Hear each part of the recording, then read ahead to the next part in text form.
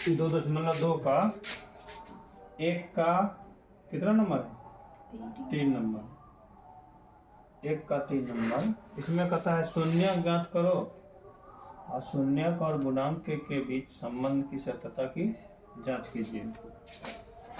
तो पहले ये देखिए समीकरण सही है, समीकरण सही नहीं है। तो हम इसको क्या करेंगे, लिखेंगे हल, लिखेंगे चूंकि हमें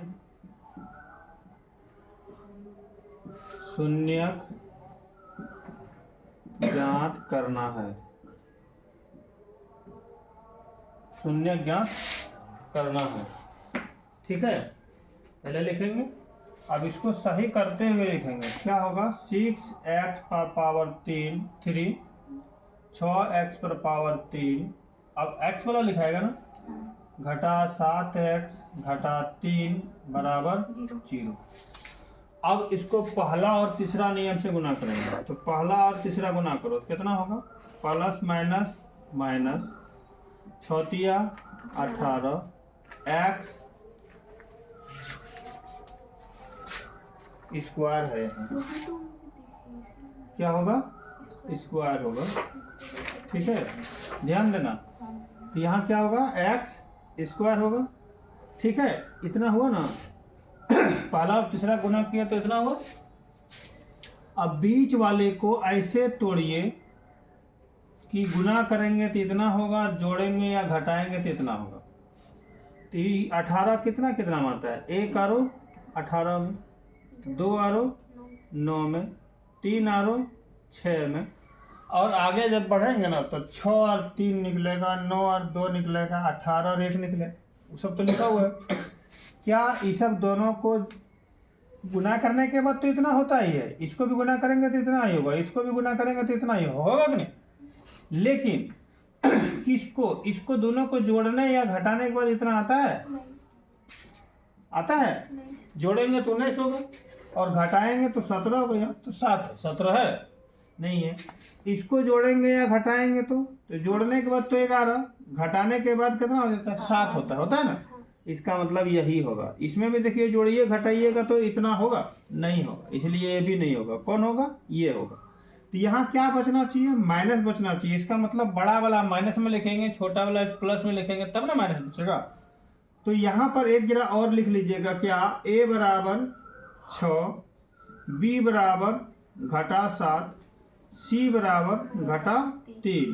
तो यहाँ पर क्या करेंगे, तो क्या हो जाएगा 6x स्क्वायर, पहला जैसा था वैसा लिखेंगे, माइनस वहाँ से देखिए क्या लिखेंगे, 9x लिखेंगे बड़ा पहले घटा में, और 2x किस में लिखेंगे, प्लस में। और तीसरा देखिए, तीसरा पद कितना है, घटा 3 बराबर कितना होगा, 0। ये आपको या तो मन में या तो रफ में कहीं कर लेना है, निकालने का ट्रिक समझ में आ गया। अब इसमें से कॉमन लीजिए, दोनों में कॉमन क्या आएगा, 3x आएगा। तो यहाँ कितना बचेगा, 3 दूना 6, 2 बचेगा, 2 को x में 1 को x किया 1 तो बचेगा, प्लस माइनस माइनस 3 तिया 9, x तो बाहर निकल गया। अब इसमें क्या मिल रहा है, कुछ मिल रहा है, कुछ नहीं मिल रहा है। तो क्या मिलेगा, 1 तो जरूर मिलेगा, मिलेगा कि नहीं। तो यहाँ कितना बचा, 2x माइनस 3 बराबर 0। अब बाहर वाला एक तो लिखिए एक जगह, 3x प्लस 1, 3x प्लस 1। और भीतर वाला दोनों में से कोई एक लिखना है, 2x माइनस 3 बराबर 0। तो 3x प्लस 1 बराबर 0, और इधर भी लिखेंगे 2x माइनस 3 बराबर 0। इसलिए अब डायरेक्ट निकालिए, x बराबर 1 प्लस में है, उधर जाएगा क्या होगा, माइनस, और 3 कौन सी में, गुना में उधर जाएगा क्या होगा, भाग में। और इधर भी हो जाएगा, x बराबर 3 उधर जाएगा माइनस वाला तो क्या होगा, प्लस में, और बट्टे 2। अतः मूल लिखिए कितना है, 6x square minus 7x minus 3 के 2 शून्य कितना कितना निकला, -1/3,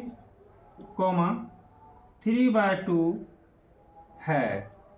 ये आपका आंसर हो गया ना। लेकिन क्या करता है, जांच करने के लिए करता है।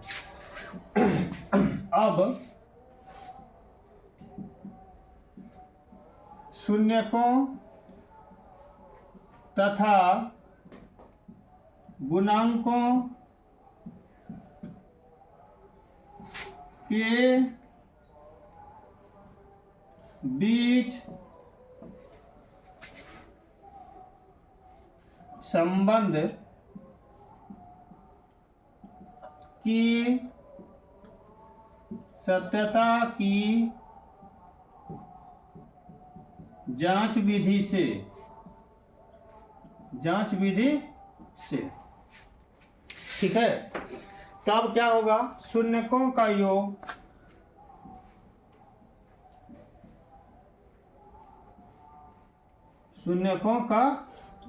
योग कितना होगा, -b/a। शून्य कितना है, 1/3, माइनस में 1/3 और प्लस में क्या होगा 3/2। इधर माइनस चिन्ह लगा दीजिए। b का मान कितना निकला है, -7। यहाँ लिखेंगे -7। a का मान कितना निकला है, 6 लिख दीजिए। ये सब दोनों का एलसीएम कितना होगा, 6 होगा। 3 से भाग देंगे 2 होगा, 2 एकम -2 होगा नहीं। अब प्लस 2 से भाग देंगे 3, 3 तिहाई 9 बराबर -/7/6। इधर भी हल कीजिए, क्या होगा 7/6, इधर भी 7/6। पुनः शून्यकों का गुणनफल